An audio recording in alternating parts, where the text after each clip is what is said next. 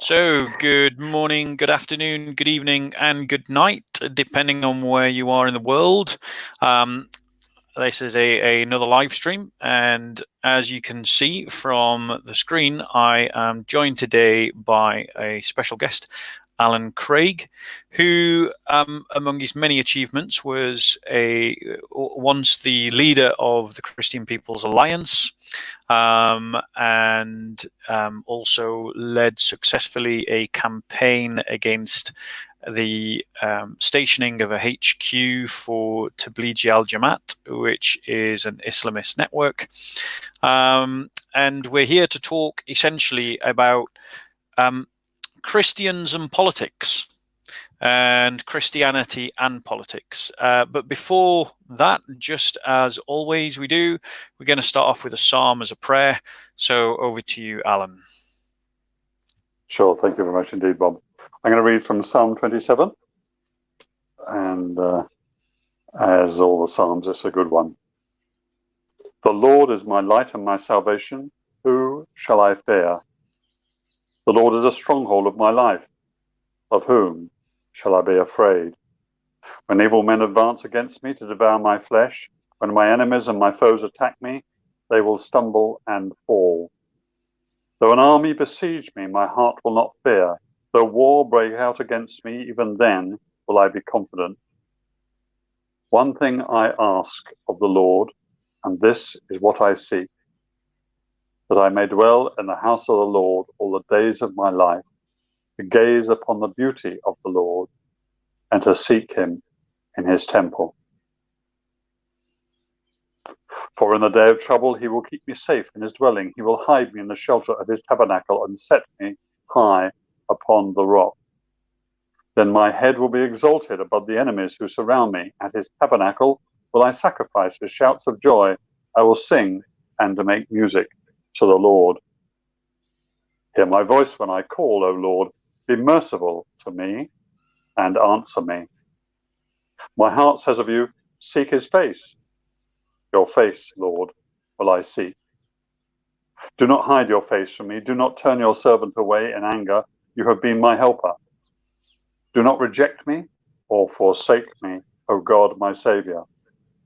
Though my father and mother forsake me, the Lord will receive me. Teach me your way, O Lord. Lead me in a straight path because of my oppressors. Do not hand me over to the desire of my foes, for false witnesses rise up against me, breathing out violence. I am still confident of this. I will see the goodness of the Lord in the land of the living. Wait for the Lord. Be strong and take heart and wait for the Lord. Amen. This is the word of the Lord. Thanks be to God. Thanks be to God. Alan, we've only got you for a short time, so we're going to dive right in. So the very first question I'd like to ask is, explain to me why, as a Christian, you thought it was important to get involved in politics of any kind.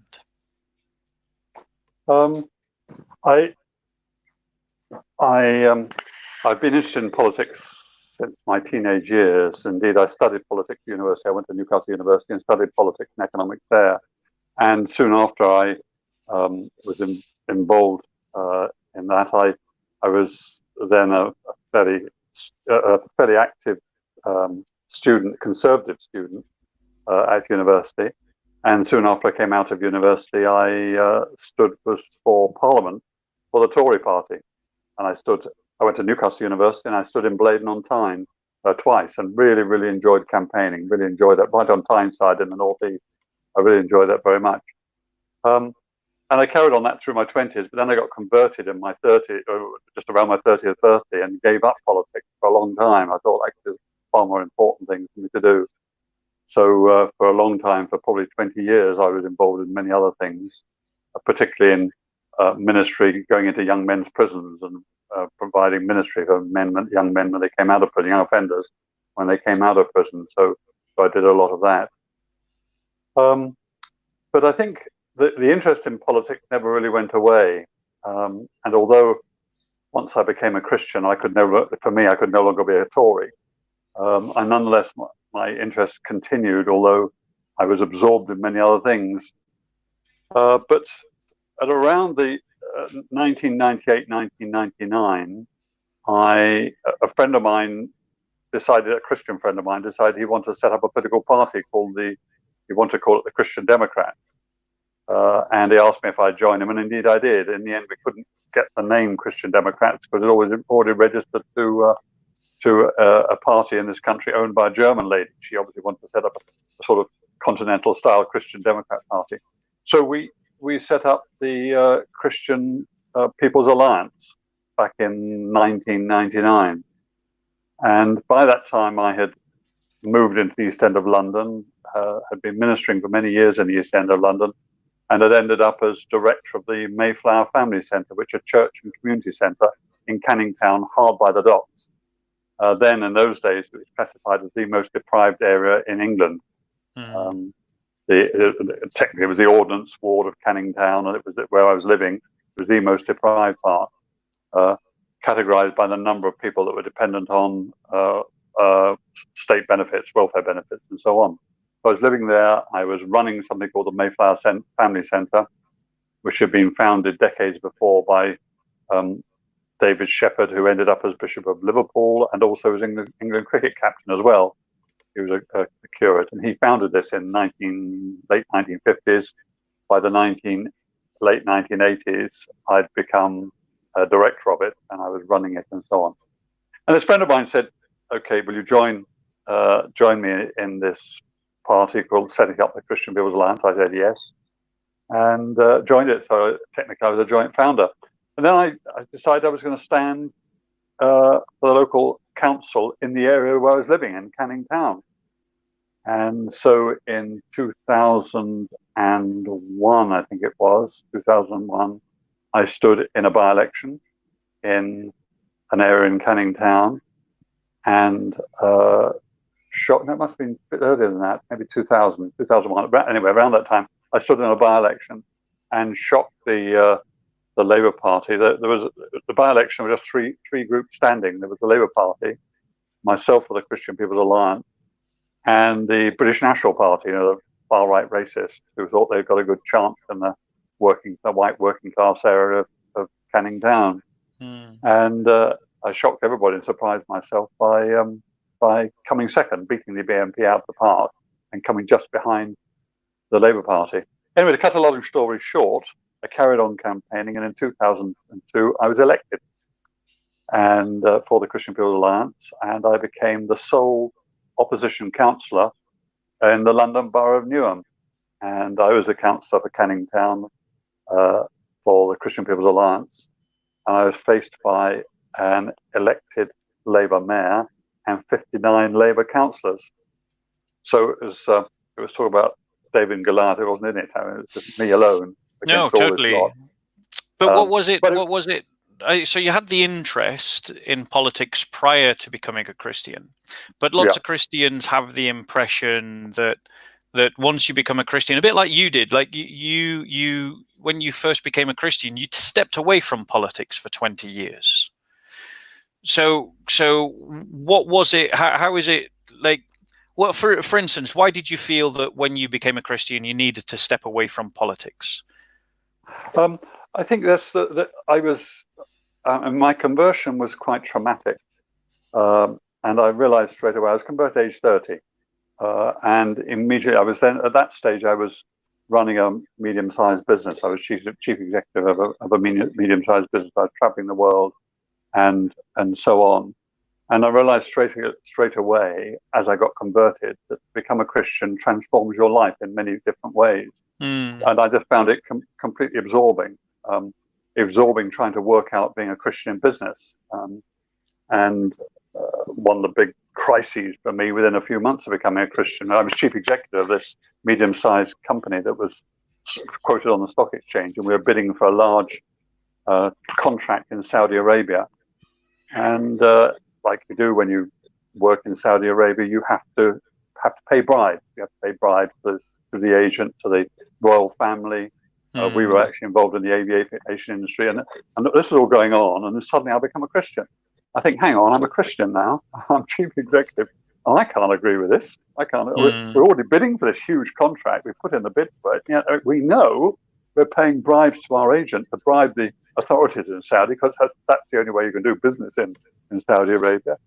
So I thought, so I thought to myself, well, I can't do this anymore. I'm a Christian now, so I can't be involved in this sort of corruption. So the huge internal row within my company, because I suddenly did a U-turn with all the directors and said I can't go ahead with this. It was a huge crisis for the company. In the end, it worked out well, because the Saudis didn't award anybody the contract. They gave us our bid money back and so on. It worked out well. It was a huge crisis. But all this sort of thing was totally absorbing. I didn't really have time for political thinking during all this, and running the business and leaving the business, getting involved in work with young men in prisons and that sort of ministry and so on, young offenders and so on, and doing evangelism in prison. I just really didn't have time or the interest. Nothing wrong with politics. See, nothing wrong with Christians being in politics.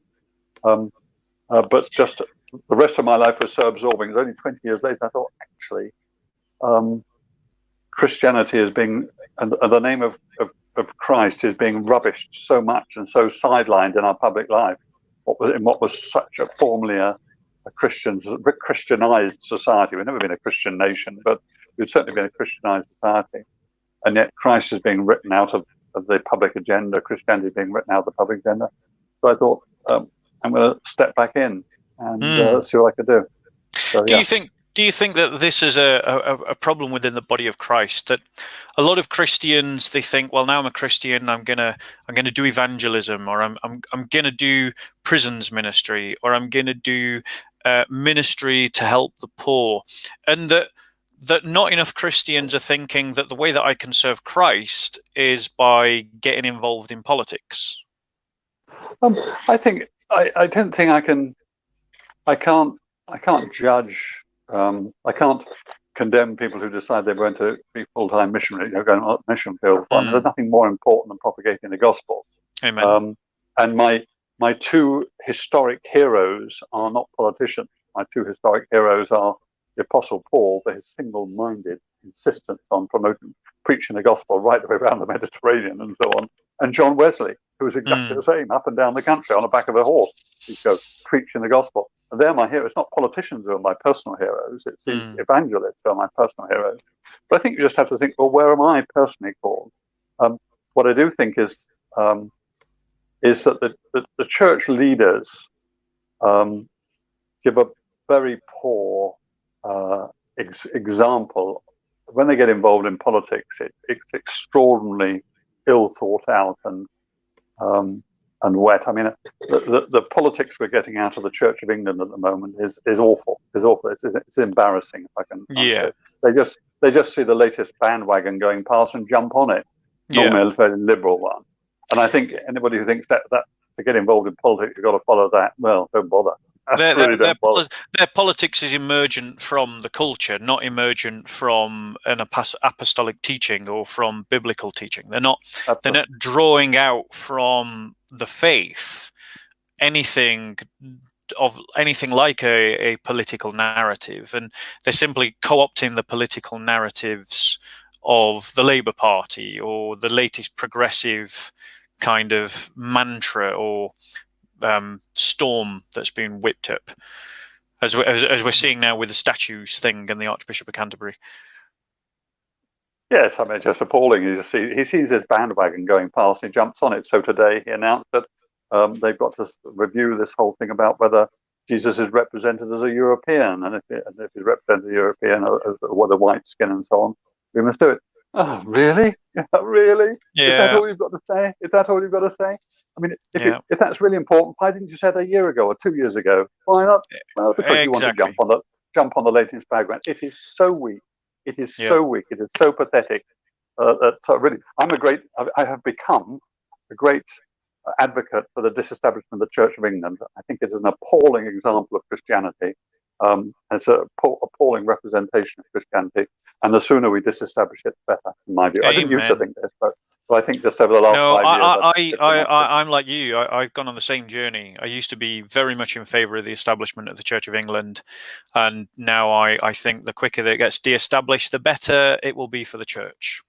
It's You know. it's funny. You can say, I feel the same about the BBC. You know, it's another state-supported state-supported broadcaster. You can't tell the difference. They both have the same agenda. They both have very left, liberal, trendy agenda, and that's what they promote. Church of England here, BBC there. What's the difference? You know, so defund the BBC and disestablish the Church of England. Get rid of both of them. Amen. I mean, and when was the last time that the BBC fell out with the church? When was the last time the Church of England really fell out with the BBC? You know, that tells you something. I think it's a sign of a weak identity that the Church of England is not standing up more for a Christian identity and a Christian political narrative. But there were two things that you said that I want to sort of zoom in on. One, you said, now that I've become a Christian, I can't be a Tory. And the other one was that your friend wanted to establish a Christian political party that became the Christian People's Alliance. So I want to focus in on those two things in the next two questions. So the first one is, tell us a little bit about your thinking as to why, when you became a Christian, you thought, well, now I can't be a Tory. What was the reason for that?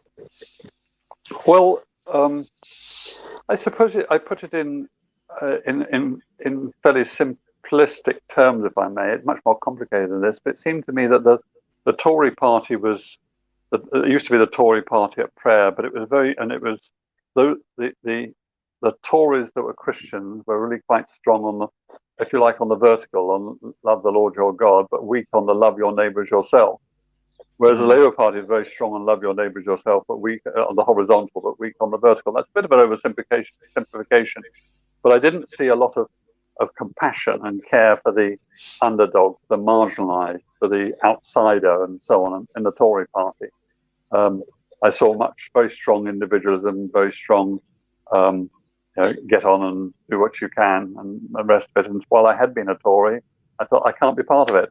I looked at the Labour Party and I thought, I can't be part of that. So when this friend of mine came and said, look, I'm setting up a new political party, and I was beginning to get interested in politics at that stage, I thought, he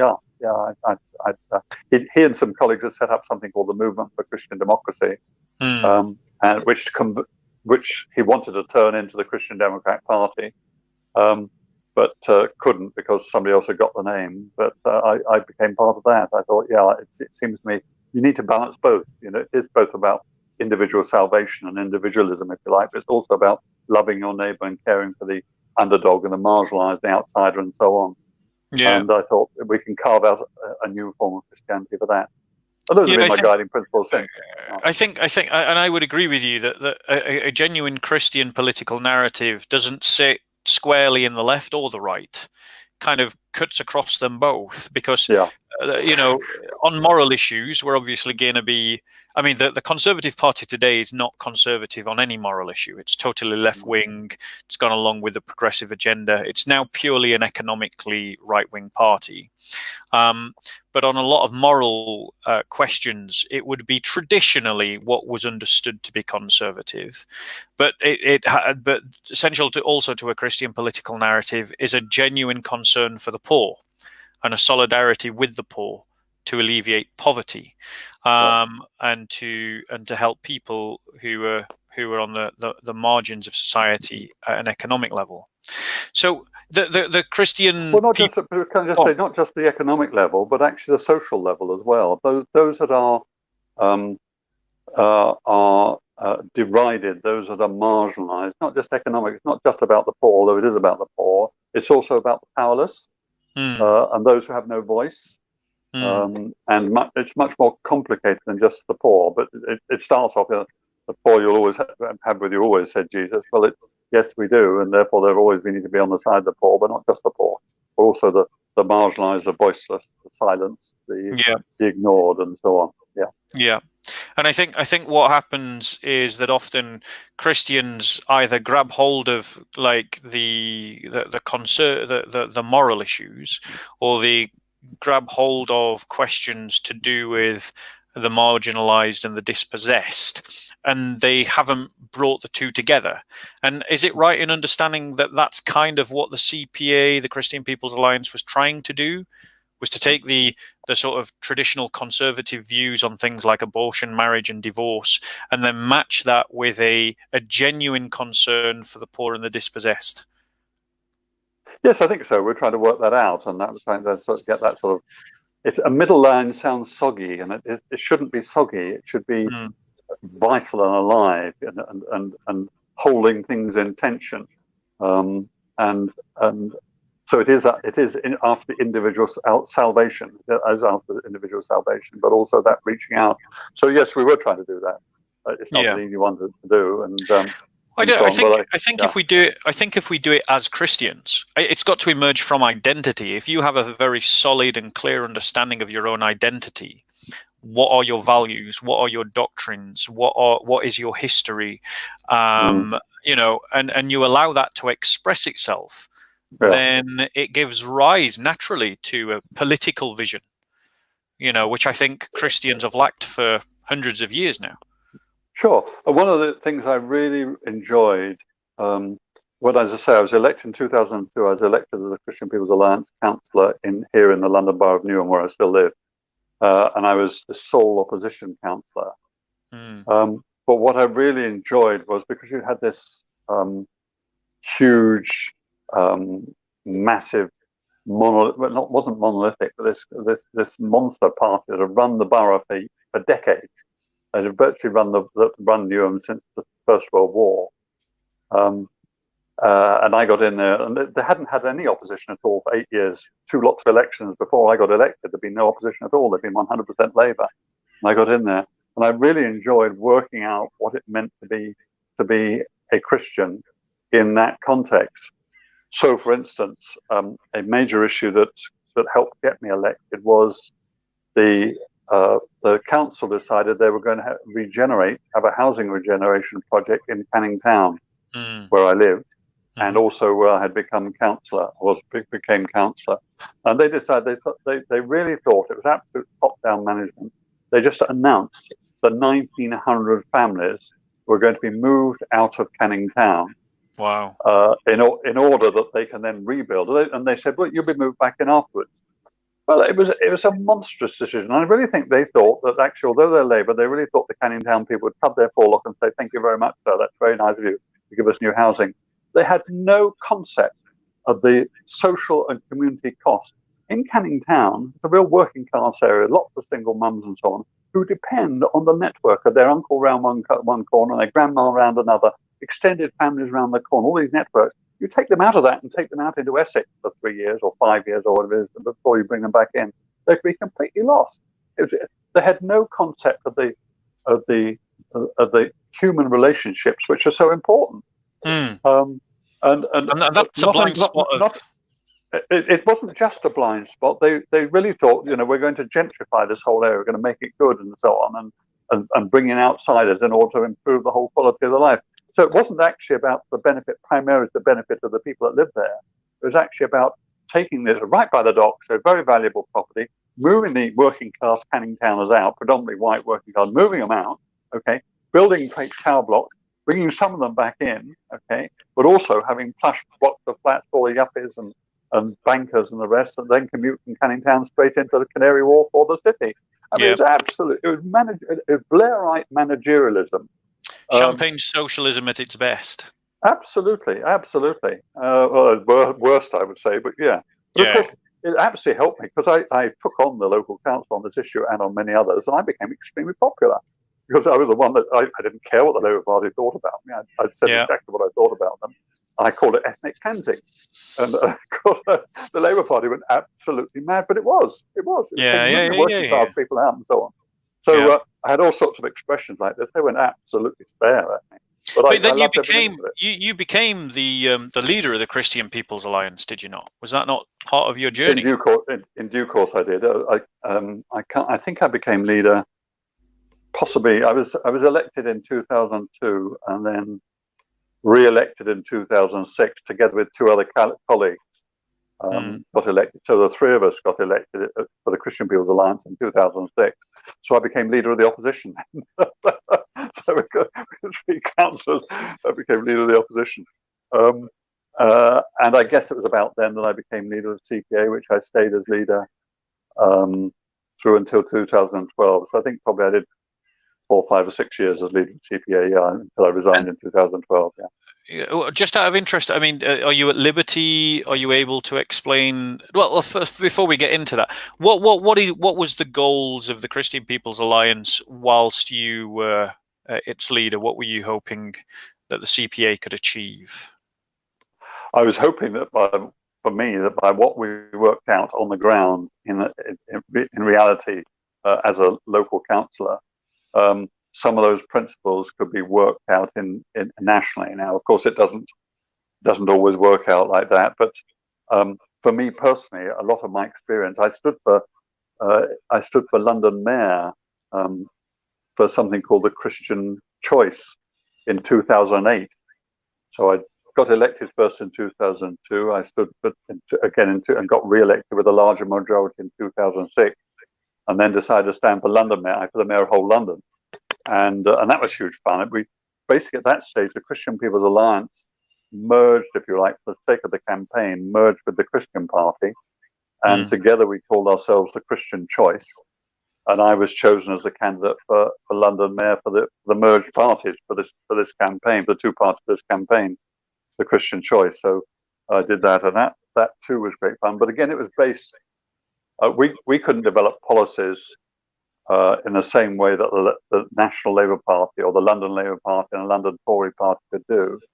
So a lot of those policies came out of the issues that we engendered locally in the East End of London. So it was around those sort of things, plus some fairly obvious ones that the Christians would want to. For instance, we argued that marriage is the foundation for family and for the good and safe and healthy nurture of the next generation of children. So part of my pledge, as if I had been elected as Mayor of London, is we would have given a lump sum bonus for young couples on their marriage of some 200 quid or something like that on the getting married, in order to encourage them to get married rather than stay as cohabitees or whatever. We wanted to encourage marriage. It wasn't a huge amount of money, and I have to be fair, it was tokenism, but it was trying to put marriage into the public debate and put that in there.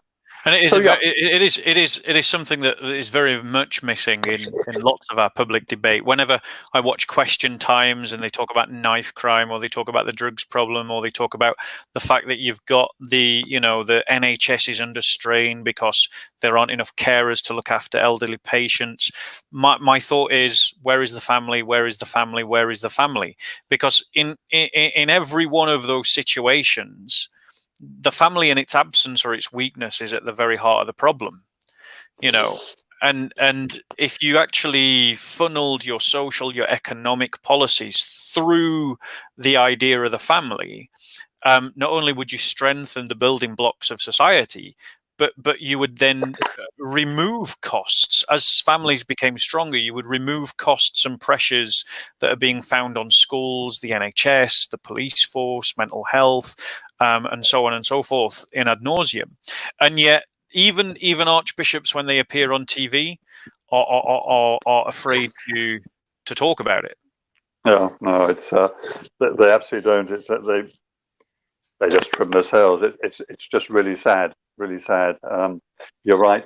There is absolutely no doubt that the family, as traditionally understood, with a male dad and a female mum, and bring up the children. If, of course, there are very obvious examples of failures, the divorce rate is rising, and all that sort of. But then, in principle, the ideal that's best for society, and everything in the government that should be working towards it, is the mum and dad and kids, that nuclear family, or the wider extended family, is easily the best way of bringing up the next generation.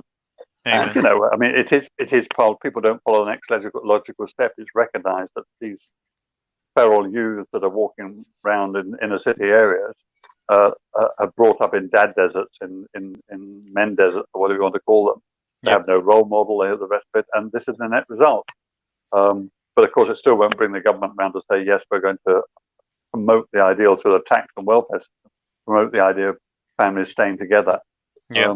No, they make divorce easier and separation easier, and make it easier for families to break up. That's because. Go on, sorry. Go on, Alan. Well, the cost of that, there's a body, doesn't really matter who, but they work out the cost of this.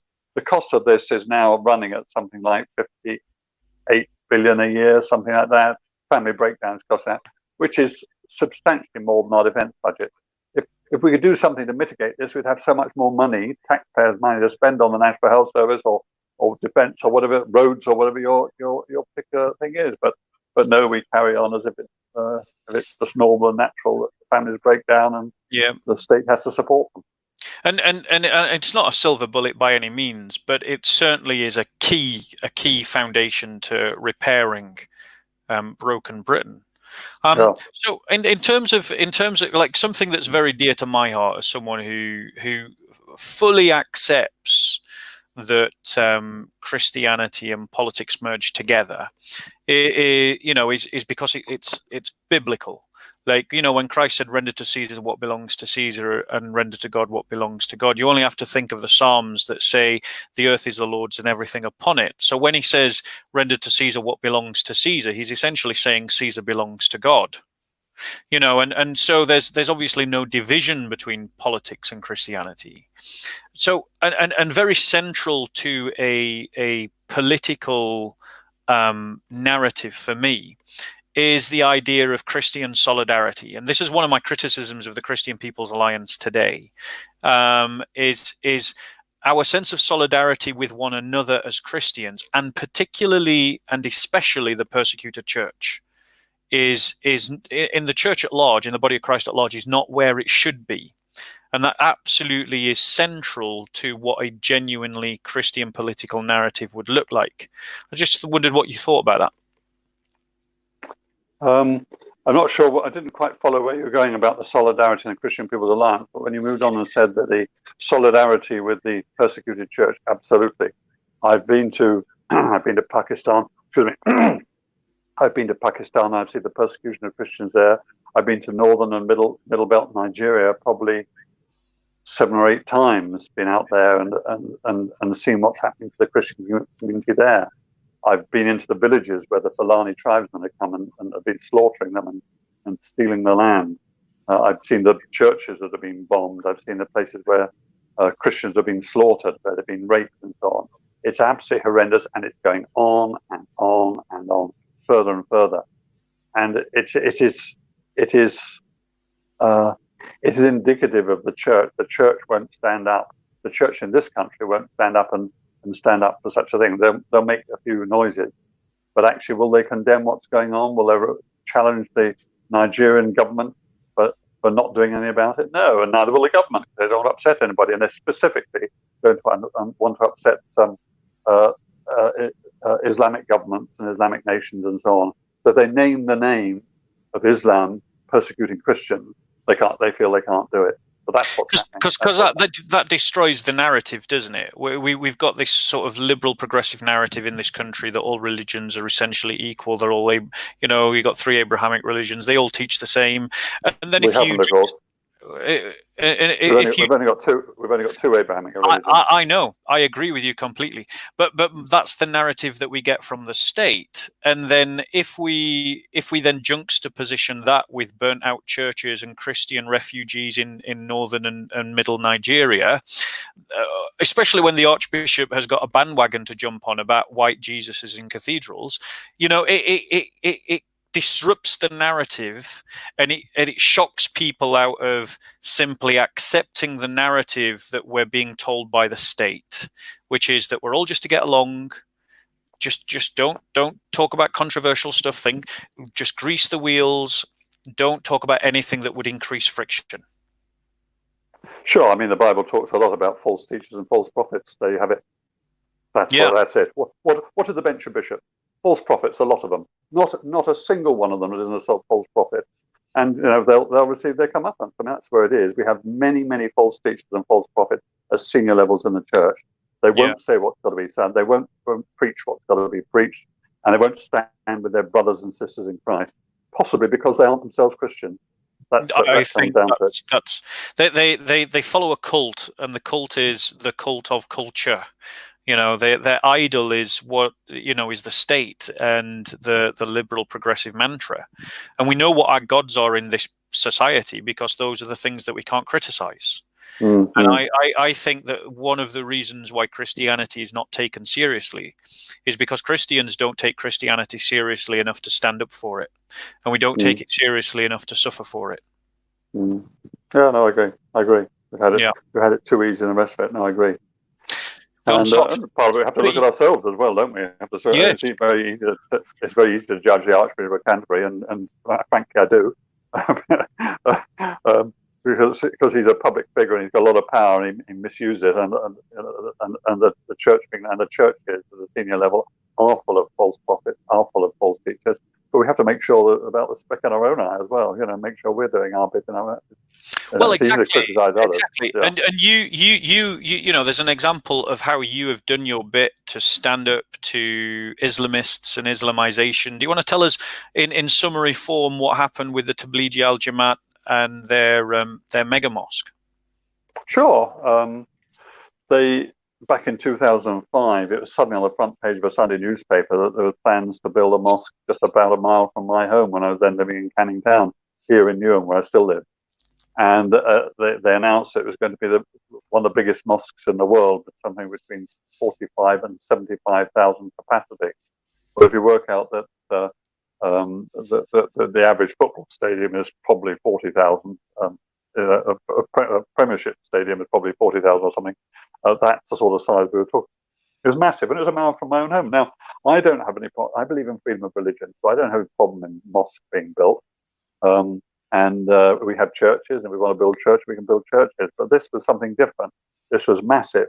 And as I looked at it, it wasn't only that the mosque was massive, but the ideology behind it was very ominous. Now, they aren't terrorists. Tablighi Jamaat are not a terrorist group. They're quite pacifist in their but it's very separatist as well. And they preach a very separatist ideology. So, in other words, if you want to be a good Muslim, the less you can have to do with the kuffar, i.e. you and me, the non-Muslim, the better, because we, the non-kuffar, contaminate the Muslim. So it's a very, very separatist ideology. Well, people are allowed to do that. Also, the Jews in Stamford Hill have a similar sort of separatist ideology. That wasn't the issue. The issue is they wanted this platform to promote this separatist ideology. It was going to be a massive one. It was one of their global centers to promote this. And of course, the inevitable result of that would be the area around it would become a little Sharia enclave, and they would spread out and preach and teach their socially their anti-social cohesion ideology. So that was a major factor. So at a local level, it was less. And of course, there are other aspects. They clearly wanted this. They wanted it to be built prior to the 2012 Olympics. A big statement about Islam. People would fly into London City Airport, and as they flow in over the Olympic Stadium, right next door to be this massive mosque, the same size as the stadium. So there are other aspects as well to it. But I fought it primarily on the malign impact it would have on our community here in the East End of London. And when I started the campaign, I started on my own. I mean, I remember 2006, I studied for 6 months. I studied Tablighi Jamaat and Islam, knowing very little about them. And then I knew the Muslim. I'd met him at various civil functions. The Muslim manager of the project, and I phoned him up, and I said to him, I'd like to come and meet with you and the trustees. I don't like what you're doing. By this time, I was a councillor.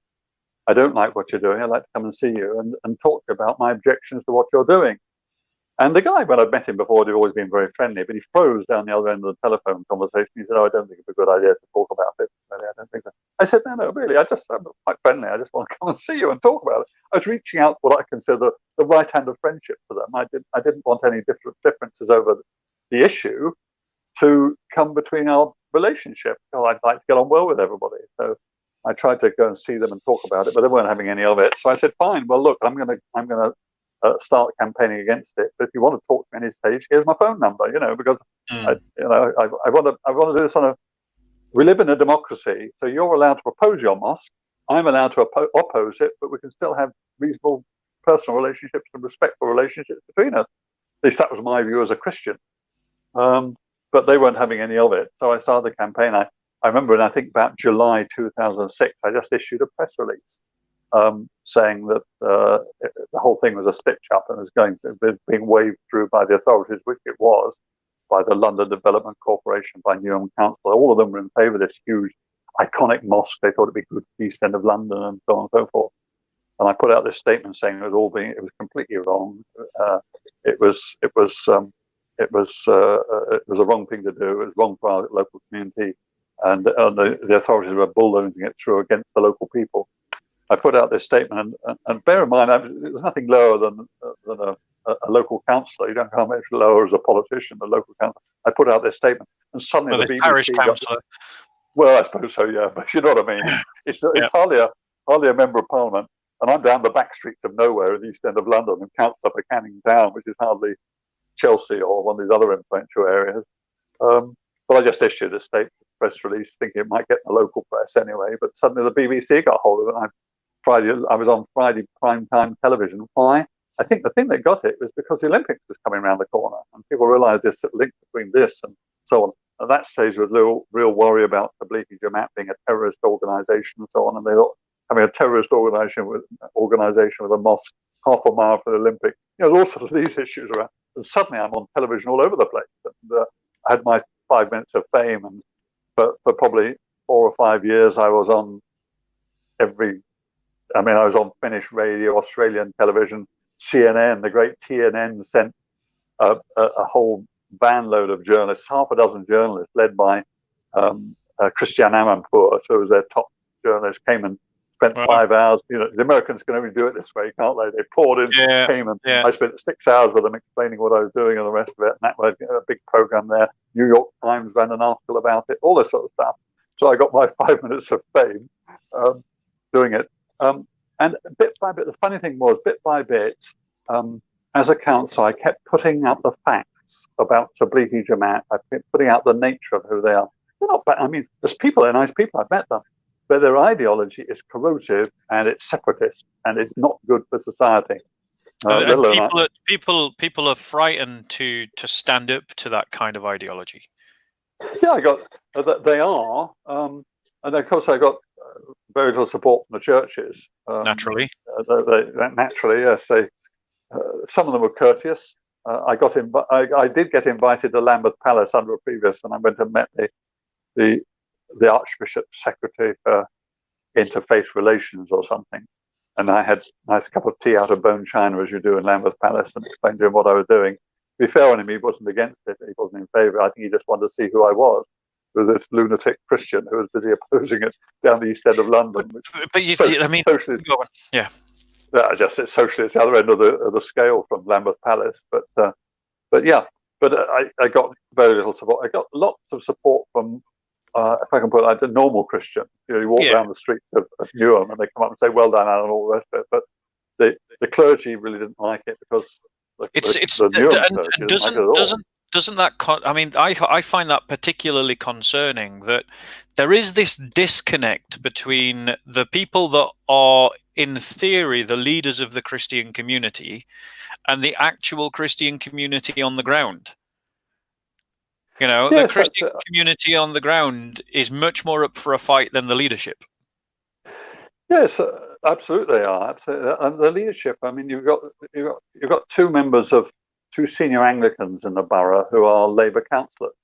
They can't be more liberal left than they are. Then you've got a lot of other clergy from other Baptists and the rest of it don't really want to upset the council here, partly because they may personally be a Labour by conviction, personally, but certainly don't want to upset it because they think they need to be able to get on with the local council, because the local council shoves out grants, all sorts of things. You may find that your Mums and Tots group is your church Mums and Tots group may be receiving a grant from the local Newham council to keep it going, so you don't want to take it on. So they were.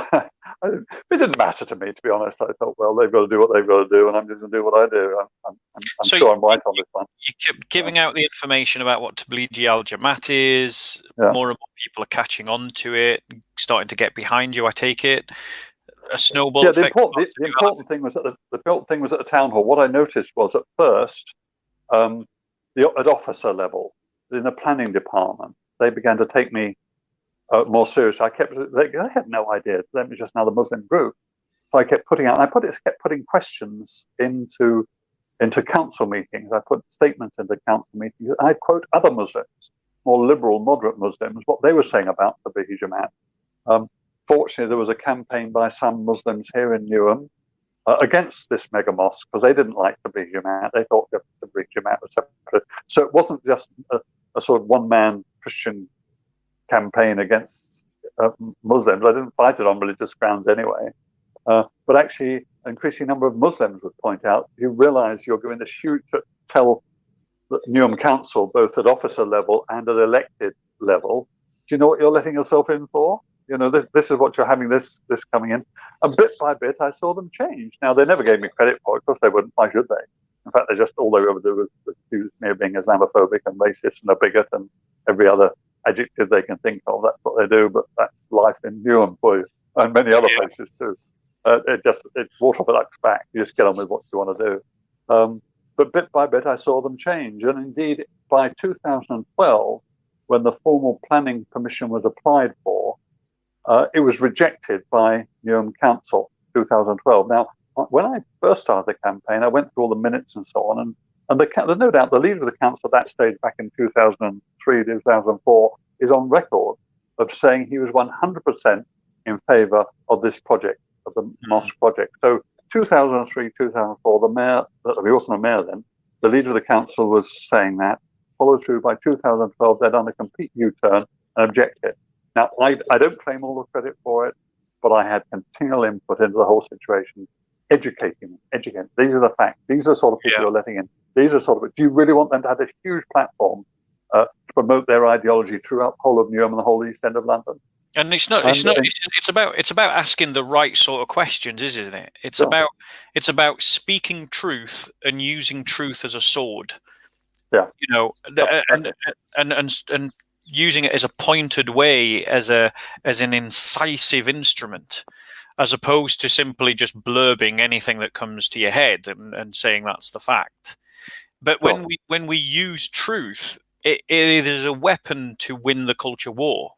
And it is exactly what we're instructed to do in Ephesians, you know, to buckle truth around our waist, you know. I think it's the old things, isn't it?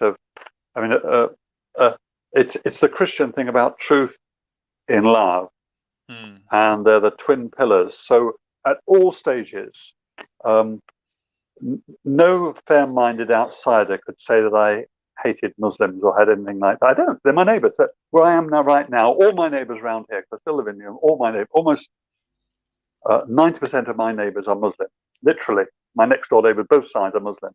I don't have any problem with Muslims at all. I like to banter with some of the lads that have their street stalls outside, you know, promoting their stuff and saying how Jesus was a prophet and all that. I like to go up and tell them, you know, the Quran's wrong, it's simply wrong, but we have a good relationship, and they realize I'm a Christian and so on and so forth. So I genuinely have no problem with Muslims. I just kept it focused. I had a problem with this mosque. So while love is a bit strong in an ordinary way, but actually respect. I respected them. And I said a number of times, I said, you have the right to oppose your mosque. Of course you do. You're a British citizen. You live over here. You have the right to oppose your mosque. But I, in our democracy, have the right to oppose it. And that's what I'm going to blooming well do. And I think that's a message for Christians, isn't it? To be more assertive about their rights, to use their rights for the aid of the church, for the good of the church. Which is exactly what Paul did. He appealed to Caesar. He wanted to go to Rome to do some evangelism and support the church in Rome. So when he was under pressure, he appealed to Caesar. I'm a Roman citizen. I'm not going to be seen by you. I had the right to go and be judged by Caesar. So he used his right as a Roman citizen to further the gospel. He got himself all the way to Rome and so on and so forth. Yeah. And that's a very good example. Very good example. It's my right as a citizen to oppose this mosque. I had that right, so I did.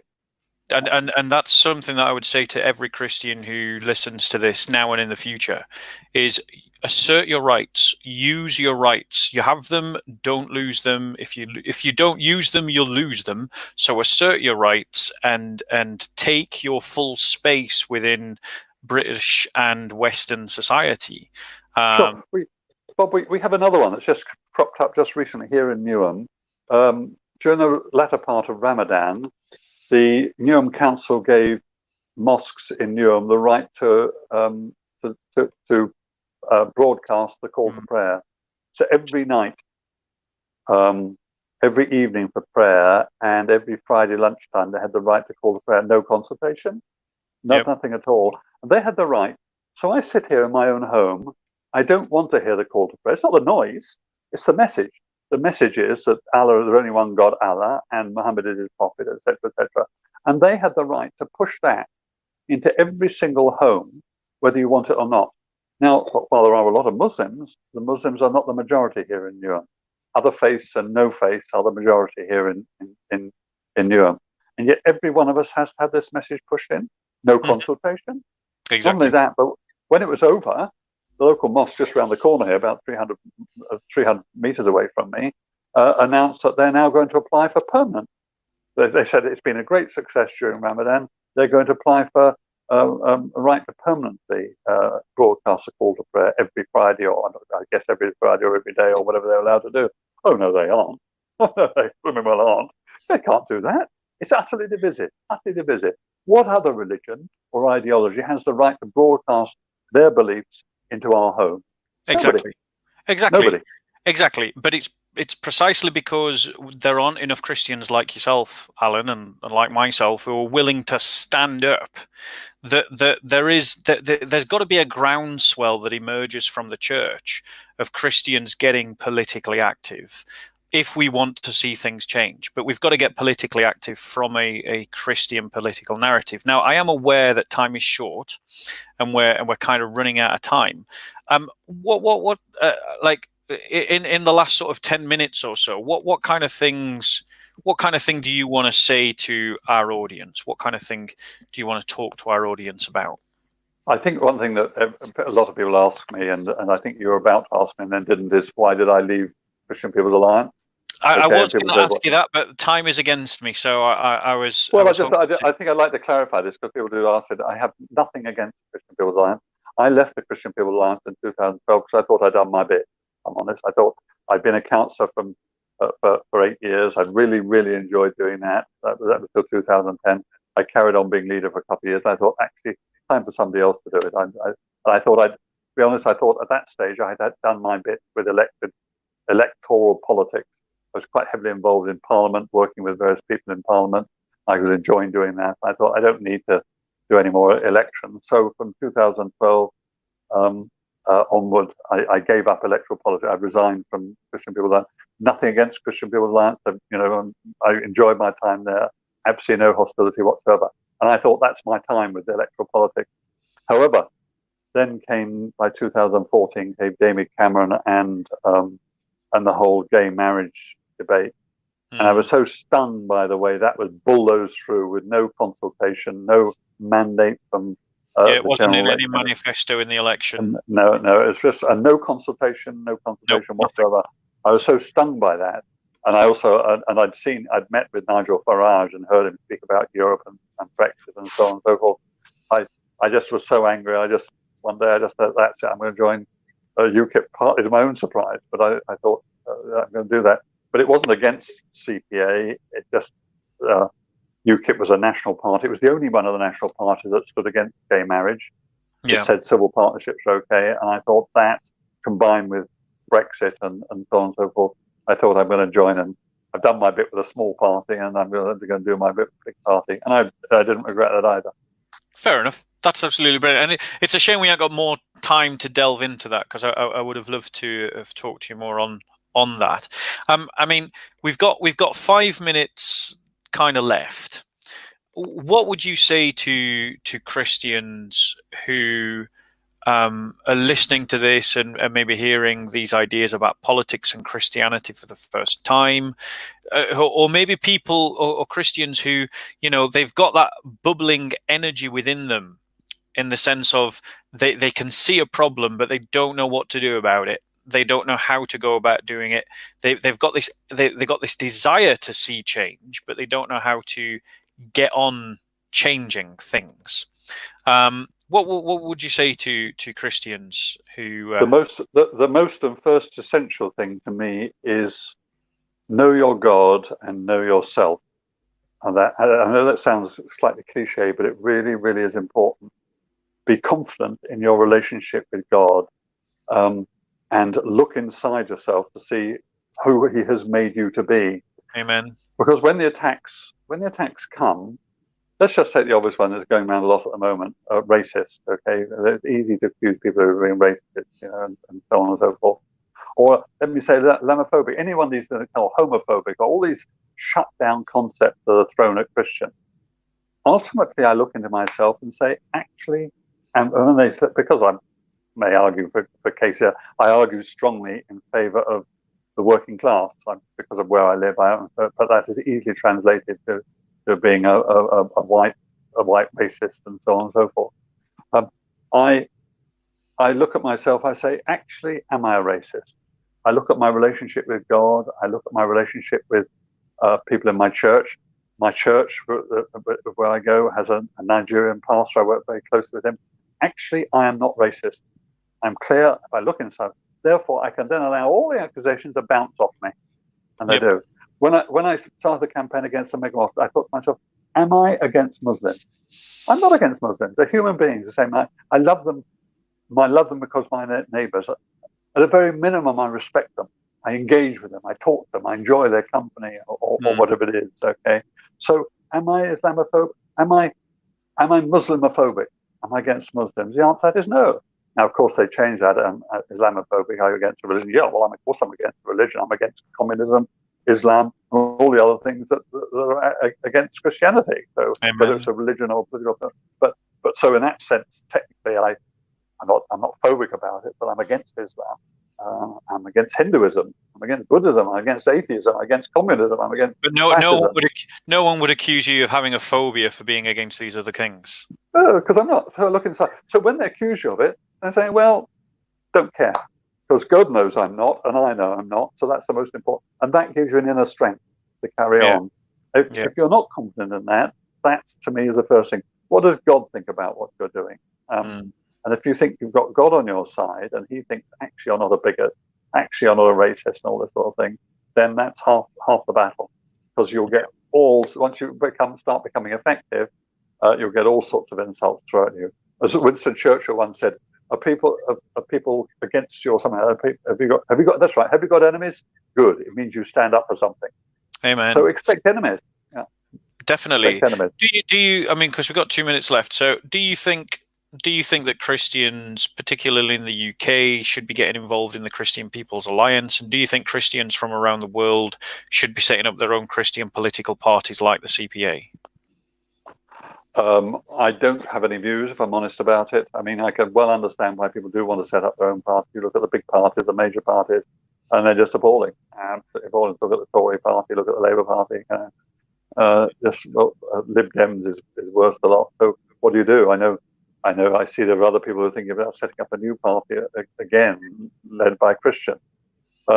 If you feel led to join the Christian People's Alliance, do so. I do. I think, as far as I know, they're all good, solid Christians in there. I haven't had much to do with them for some years, but as far as I know, they're all good, solid Christians. Do so.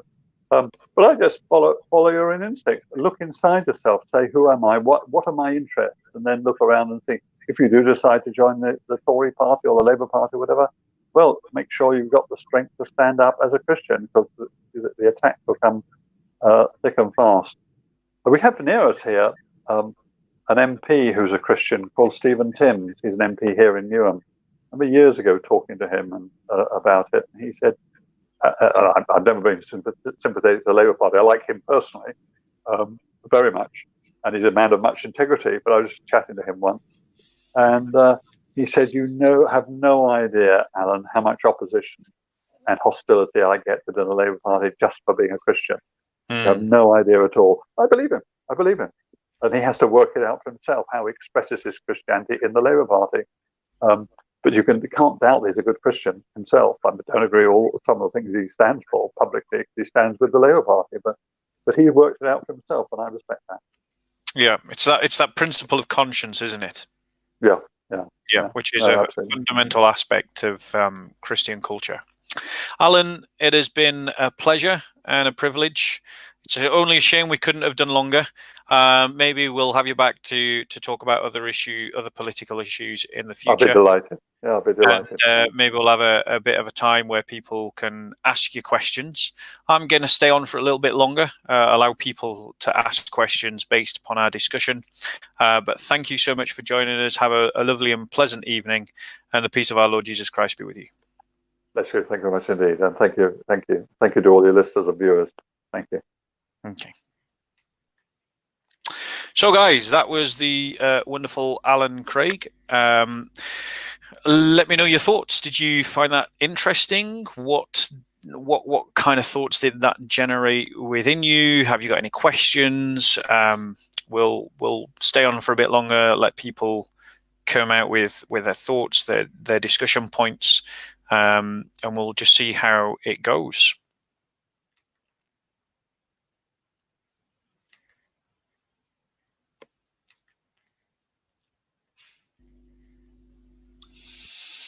So, did you find that useful, guys? Yeah, I think so. Wendigo.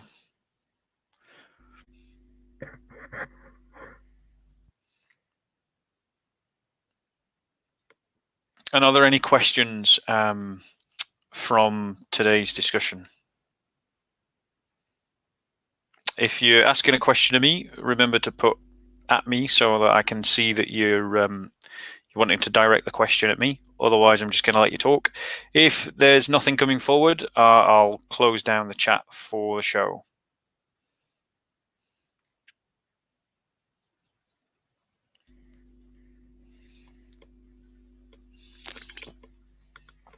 One of my thoughts from this is really the absolute importance of Christians to re-engage with the culture war.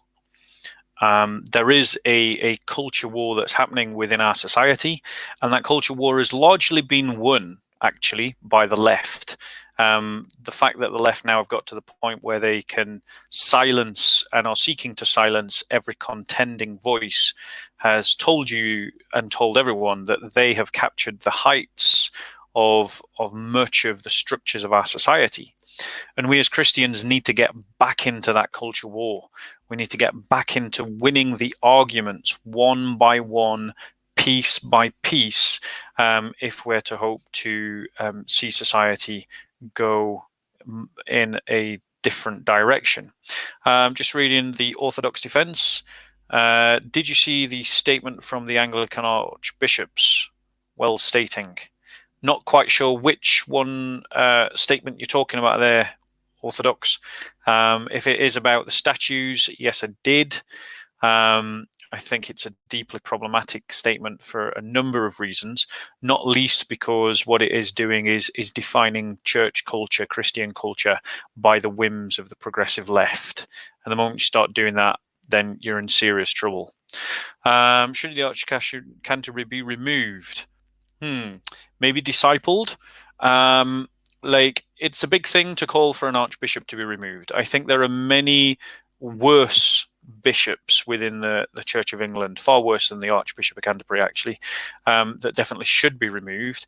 I am completely in favour of having an inquisition within the Church of England, and every bishop and priest being examined upon their doctrines, and anyone who isn't orthodox being defrocked as a matter of course.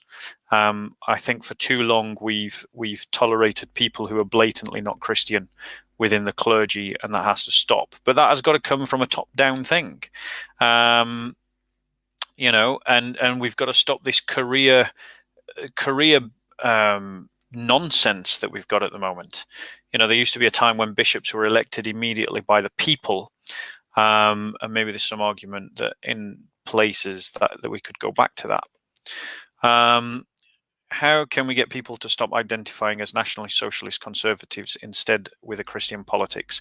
Well, firstly, Blank, I would say that it's got to be that Christians have a sense of that there is a link between identity and politics, and that one emerges from the other. that if we have a clear identity of what it is to be a Christian, as in I have a set of doctrines in which I see myself and the world, I have a set of values that I try to live by, I have a history that is the history of my people, then from that can emerge a sense of our identity, and from our identity, our sense of what are our interests as a people, and that's when you start getting the emergence of a Christian political narrative, something that we Christians have got to rediscover, because we haven't had a cohesive political narrative now for hundreds of years. And don't expect it to be welcomed. People will hate it. And they'll call us all kinds of names, but so what? And the problem is, I think, the reason why Christians are identifying as nationalist, socialists, and conservatives is precisely because they are not identifying as Christian. Now, you did say people in the question, but I've interpreted it as Christian people. Obviously, the issue when it comes to people at large is down to evangelism. And we shouldn't underestimate how the law influences people's conscience. If you make something legal, people will think that it is good. If you make something illegal, people will think that it is bad. And that influences a huge swathe of people, far more than you could possibly realize. And it demonstrates that most people are sheep, and that the sheep need a shepherd, and the law constitutes as one of the shepherds of public conscience. And so it is important that we have Christian laws to influence people in a Christian direction. I hope that answers your question. I see some people talking to themselves, so I'll skip all of that. Hold on. Let's, what else have we got? Okay. So what we have to do if our government not allows us to speak up, should we agree with or disagree? So I would say, particularly because our brothers and sisters in lots of places in the world are in situations like this, or worse. But I would say that it's about picking your battles and fighting, punching smart. Like they're like, firstly, you've got to follow your conscience, but it's also about working within the laws where you can. But if you have to break the laws because, for instance, say there's a law against evangelizing, well, you've got to break that law. There's no way that a Christian can compromise on this. And in terms of if the law prescribes upon us that we should do something that is illegal, then we've got to rediscover the martyrology. We've got to discover the theology of martyrdom. So if we're being prescribed to do by the law that which is contrary to our faith, Christians have to be lawbreakers. We can't be law followers. And in terms of what we do, within societies that are generally against Christian, you resist. If you cannot resist with your hands, then you resist with your mouth. If you cannot resist with your mouth, then you resist with your mind. And you work with other Christians at a global level to change the dynamics of that government, because that is a problem that's bigger than any individual Christian. So Christians have got to form networks that work basically to usurp and to overturn governments that are anti-Christian and movements that are anti-Christian.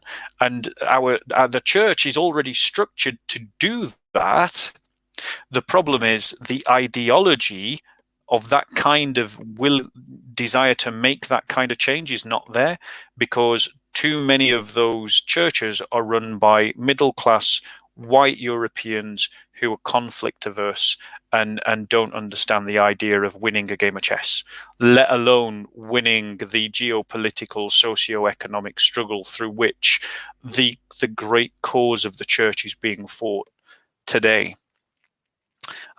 So my advice to you, Princess Rainbow, as an individual, is do what you can safely and work with the networks of Christians to, bring about change where governments don't want it. And that includes working in politics, in judiciary, in media, in the arts. Everyone's got a role to play by bringing about that kind of change. I love you, brother in Christ. And why do you call Muslims our brothers and sisters?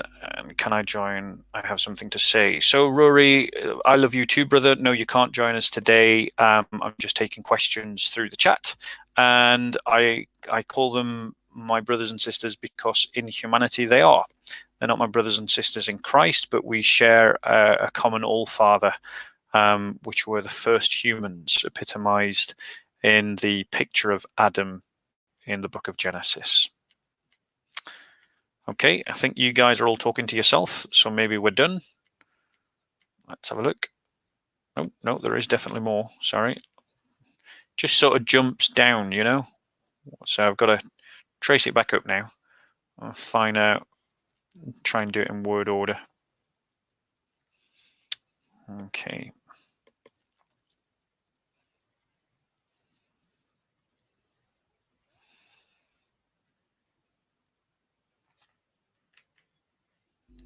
Okay, what is your strongest argument against Islam? What is Islam's Achilles heel?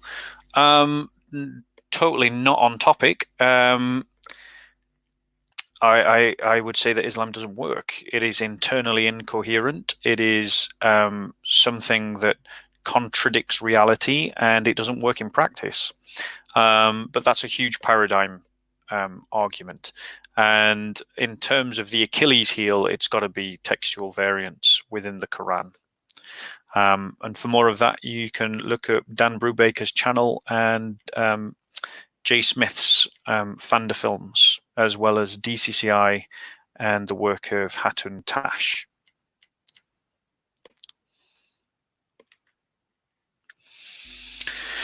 And this from Ghana, and this December we're having elections. I voted for the government in power and I'm disappointed with this coming election. I can't see any of the political parties representing Christ.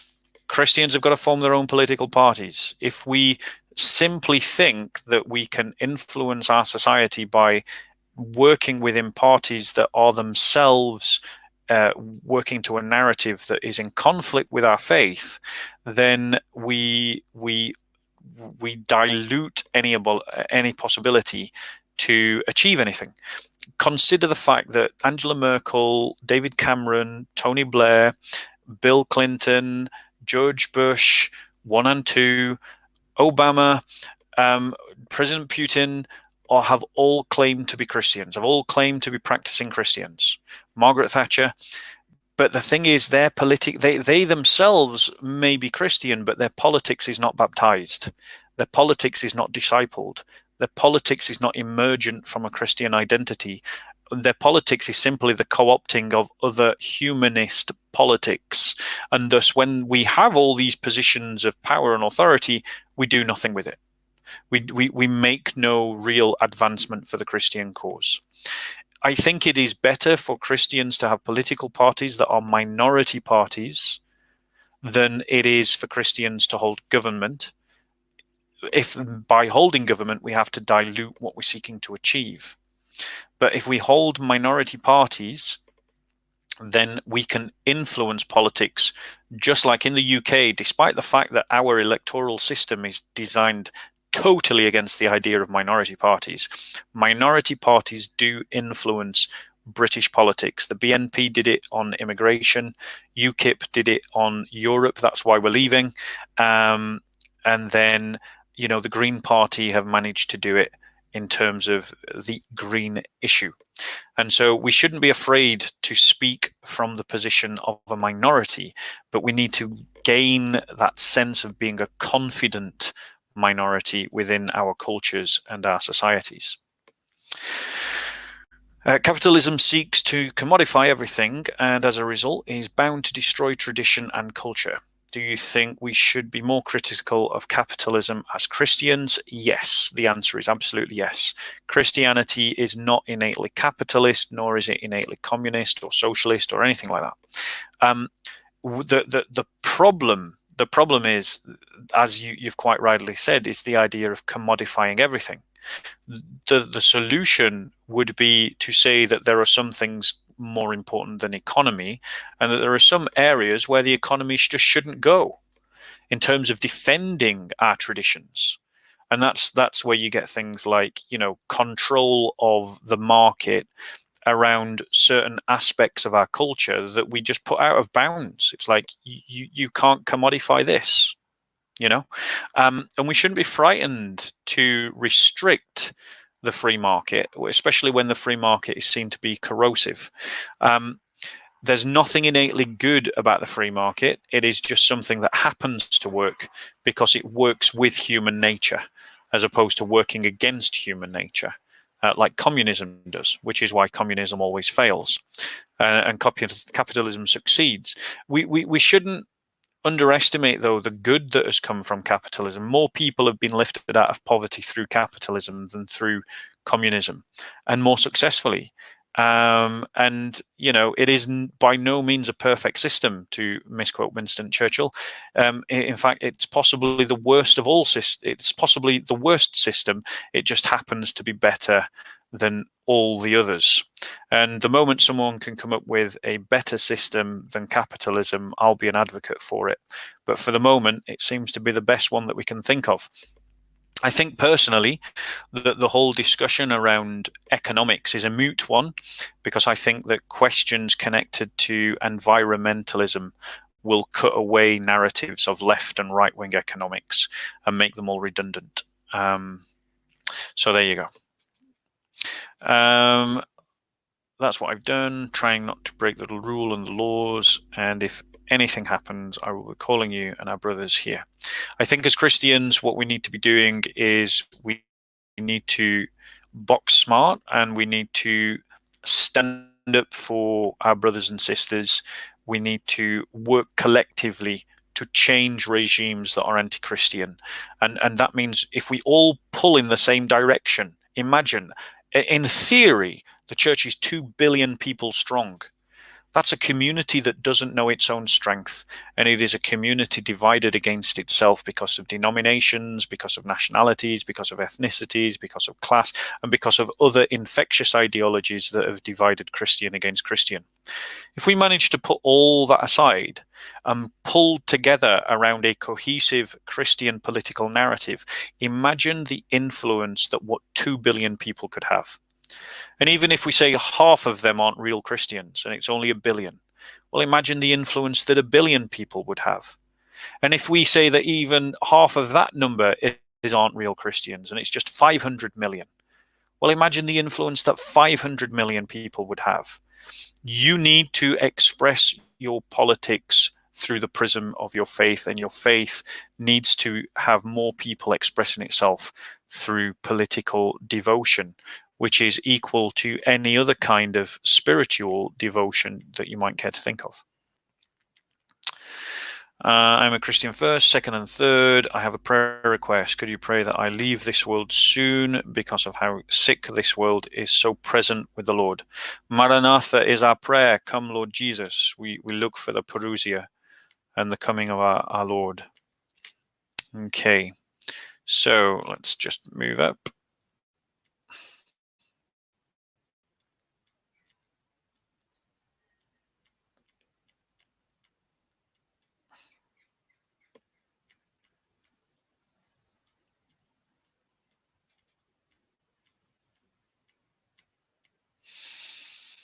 Moving on.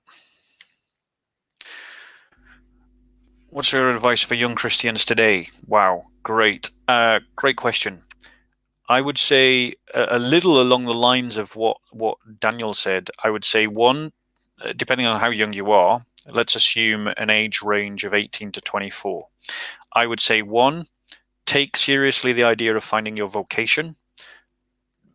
Two, don't limit that vocation to traditional things like being a pastor, being a monk, being a priest, being a missionary. Like, a vocation can be anything that you've got the skill to do, that doesn't contradict what the scriptures teach, that you have the opportunity to do, that you are good at doing, that makes you a better person in doing it, that your spiritual advisors and fathers agree is a good direction to go in, and that those who are in alignment with the dominions and powers and the forces of this world hate. And if all of those things line up, that is your vocation. And a lot of, I would also say, if part of your vocation is to be married, take seriously getting married, and understand that you're making a life choice, so being serious about finding your vocation, be serious about finding a family. That would be my advice to Christians, and to practice disciplines in your life, spiritual disciplines, physical disciplines. Don't be a sloth. It's a big question, but maybe we could do an entire show on it, Tony. But in 3 clear points, that is what I would say.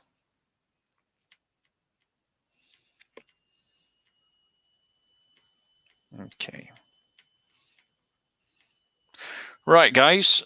I think we will call it a day there. I hope if you could just tell us out of 10, so I get some feedback about the kind of content, whether you found this useful and informative, whether I'm getting the right kind of topics, the right kind of information out there, how useful are you finding it? If you could give us a 1 being rubbish, don't do this again, and a 10 being this is amazing, do this all the time, and then anything in between.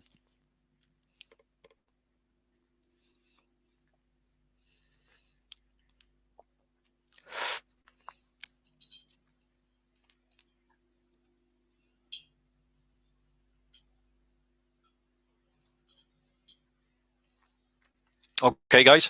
So I'm going to close by just giving you a bit of personal news. I am very much looking at the possibility of becoming an evangelist full-time in London, and doing this full-time. So I'm putting it out there that this could very well much be my future. And so I'm open to ideas about how I can make this effective. And I'm also open. I'll also be looking shortly for people who want to enter into a covenant relationship along those lines, and I'll be probably doing a show talking about that at some point in the near future. In the meantime, I want to remind you that, as Christians, we should be working for a church triumphant, that it should be the church overall and in all, that it should be over all of her enemies, and it should be in every sphere and every area of society, whatever that is. And that as Christians, we have to have solidity within ourselves, solidarity with one another, and especially with our brothers and sisters who are being persecuted. And perhaps maybe the Archbishop of Canterbury could have spoken more about the suffering of Christians in Nigeria and Pakistan than jumping on the bandwagon of the latest BLM nonsense.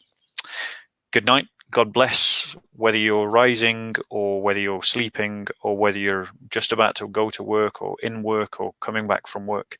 I hope you have a lovely day. Take care.